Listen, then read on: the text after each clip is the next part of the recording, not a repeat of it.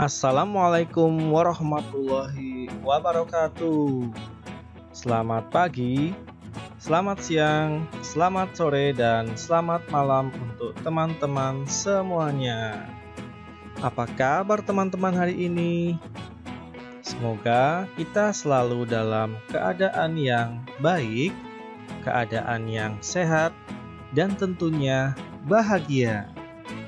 Nah, teman-teman yang pinter-pinter, yang ganteng-ganteng, dan yang cantik-cantik, berjumpa lagi bersama Soleh. Pada kesempatan kali ini, Soleh kembali akan menemani teman-teman semuanya untuk kembali belajar. Tepatnya, kita akan belajar di kelas 5, tema 5, subtema 3, dan di pembelajaran 5. Sudah siap belum teman-teman?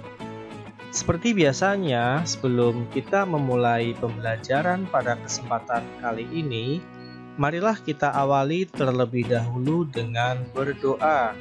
Tentunya agar diberikan kelancaran selama proses pembelajaran dan diberikan ilmu yang bermanfaat. Berdoa mulai. Berdoa selesai. Nah, teman-teman, hari ini kita akan mempelajari tentang beberapa hal. Di antaranya, yang pertama, kita akan belajar tentang keseimbangan ekosistem. Kita juga akan belajar tentang topeng Nusantara. Jangan lupa tonton video ini sampai selesai agar teman-teman jadi lebih paham terhadap materinya. Nah, teman-teman, perhatikan, Soleh punya gambar. Di sini ada 3 buah gambar. Coba teman-teman, kira-kira apa maksud dari ketiga gambar tersebut ya? Perhatikan, dari mulai yang paling atas sebelah kiri. Ada bapak-bapak memegang kentongan. Kira-kira apa yang bapak-bapak itu lakukan? Apa hubungannya dengan gambar yang di sebelah kanannya? Yaitu gambar hutan kebakaran. Dan gambar ketiga atau yang paling bawah, gambar hewan-hewan, ada burung, landak, kelinci, tupai, rusa, itu berlarian keluar dari hutan. Kira-kira apa ya maksudnya? Nah, ketiga gambar tersebut adalah gambar yang berurutan. Yang pertama, ada seorang yang melihat kebakaran hutan. Nah, itu merupakan kan suatu bencana alam.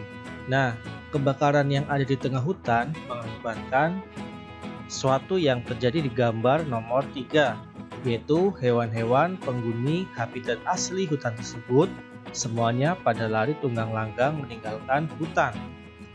Benar saja, kalau mereka tidak segera keluar dari hutan, maka api akan segera melalap tubuhnya. Nah, teman-teman, tahukah bahwa manusia dapat melakukan perubahan pada sebuah ekosistem? Beberapa kegiatan manusia yang dilakukan untuk memenuhi kebutuhan hidupnya dapat mengubah ekosistem yang ada di sekitarnya. Yuk sekarang kita lanjutkan pembacaan pengaruh kegiatan manusia terhadap keseimbangan ekosistem.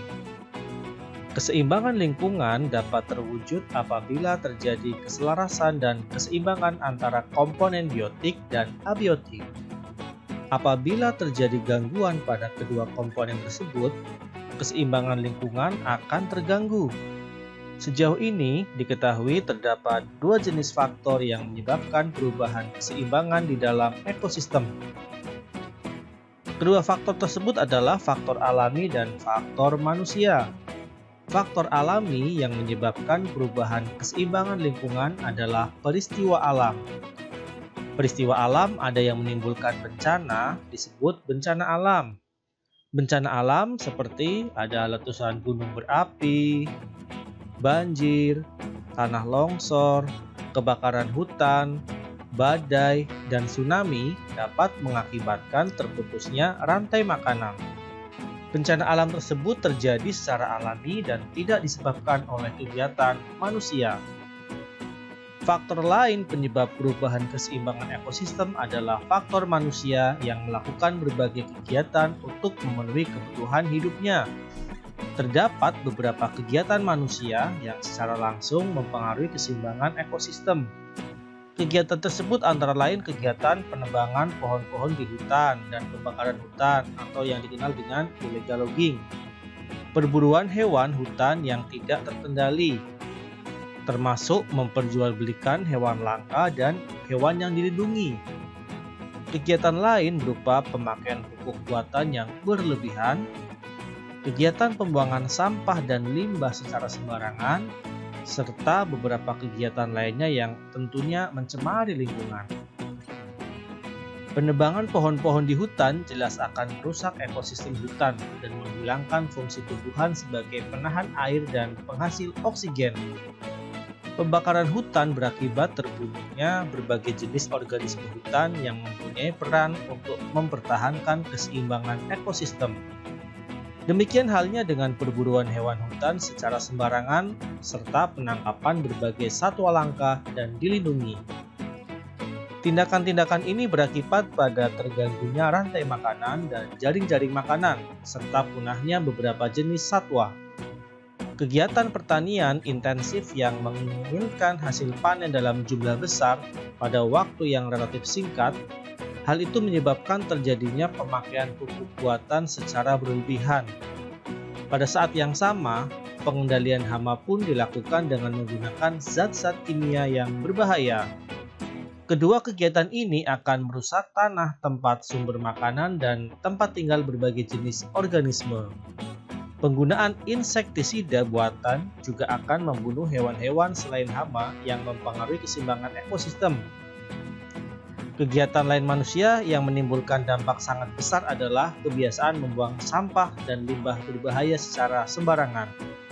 Kegiatan ini akan menimbulkan pencemaran lingkungan yang berakibat fatal bagi komponen-komponen ekosistem yang tinggal di dalamnya. Tidak hanya itu, berbagai jenis kegiatan manusia dapat menimbulkan pencemaran air, tanah, udara, bahkan bunyi. Semuanya menyebabkan terganggunya keseimbangan ekosistem. Nah, coba teman-teman, dari bacaan tersebut, mari kita coba jawab pertanyaan yang berhubungan dengan bacaan tadi. Nomor 1, apa sajakah faktor-faktor yang mempengaruhi keseimbangan ekosistem? Coba teman-teman jawab. Ya, betul, ada 2 faktor ya. Yang pertama, faktor alami, dan yang kedua adalah faktor manusia. Soal nomor 2. Mengapa manusia mempunyai andil besar terhadap keseimbangan ekosistem? Jawabannya, karena segala kegiatan manusia dalam memenuhi kebutuhan hidupnya itu bisa sangat mempengaruhi keseimbangan ekosistem yang ada. Pertanyaan nomor 3, apa saja kegiatan manusia yang dapat mengganggu keseimbangan ekosistem? Tadi sudah kita bahas ya. Ada membuang sampah secara sembarangan, ada penebangan pohon yang secara sembarangan juga atau illegal logging, pembakaran hutan, perburuan liar, hewan langka, pembuangan limbah, dan lain sebagainya. Banyak ya teman-teman. Perhatikan. Nah, kali ini Soleh punya gambar topeng. Nah, gambar topeng yang ditampilkan itu merupakan beberapa jenis topeng yang bermotif di Indonesia atau topeng Nusantara. Teman-teman tahu tidak sebuah daerah yang terkenal akan topengnya? Yuk kita pelajari lebih lanjut. Keunikan topeng Nusantara. Topeng merupakan penutup wajah yang biasanya terbuat dari kayu, kertas, ataupun bahan-bahan lainnya. Di wilayah Nusantara, topeng memegang peranan yang penting. Tidak semata-mata sebagai penutup wajah, namun menyimpan simbol-simbol penting dalam upacara-upacara adat. Setiap wilayah Nusantara memiliki topeng dengan keunikan masing-masing, misalnya saja topeng Cirebon. Pementasan tari topeng Cirebon terdapat salah satu tari topeng yang mengisahkan cerita Panji dalam 5 siklus karakter yang masing-masing diwakilkan oleh topeng-topeng yang berbeda. Sesuai dengan karakternya tentunya. Ada topeng Panji yang mewakili tahap kelahiran, Samba yang mewakili tahap kanak-kanak, Rumyang yang mewakili tahap dewasa, Tumenggung atau Patih yang mewakili tahap kedudukan dalam masyarakat, serta Rahwana dan Klana yang memiliki nafsu yang mengganggu umat manusia. Nah, sekarang kita akan mencoba belajar dan membahas tentang alat-alat apa saja yang dibutuhkan untuk membuat topeng. Ingat, alat ya, bukan bahan ya. Nah, yang paling kiri ini ada istilahnya adalah pisau tatah dan kerong. Ini untuk membentuk motif-motif yang sudah dirancang sebelumnya. Dan yang sebelah kanan tentunya gergaji untuk memotong kayu sebelum kita tentukan motifnya. Nah, berikutnya kita akan belajar tentang perencanaan membuat sebuah topeng. Nah, pada pertemuan kali ini kita akan membuat rancangan topeng Nusantara kreasi kita sendiri. Apa saja yang harus kita lakukan? Yang pertama tentunya kita harus tahu menentukan karakter topeng yang akan dibuat. Apakah tokoh tersebut merupakan tokoh yang lucu, tokoh bangsawan, dan sebagainya. Berikutnya, rancangan wajah serta hiasan yang meliputinya. Berikutnya ada warna yang akan dipakai. Yang kedua, buatlah pola topeng dalam bentuk oval di atas kertas karton. Yang ketiga, kita akan menggunakan bahan kertas koran sebagai pengganti bahan utama membuat topeng, yakni kayu. Langkah keempat, membuat berikutnya akan dilakukan pada pembelajaran ke-6. Nah, di pembelajaran kelima ini kita hanya sampai pada tahap perencanaan ya. Jadi teman-teman siapkan bahan-bahannya. Kenapa kita pilih pakai kertas koran?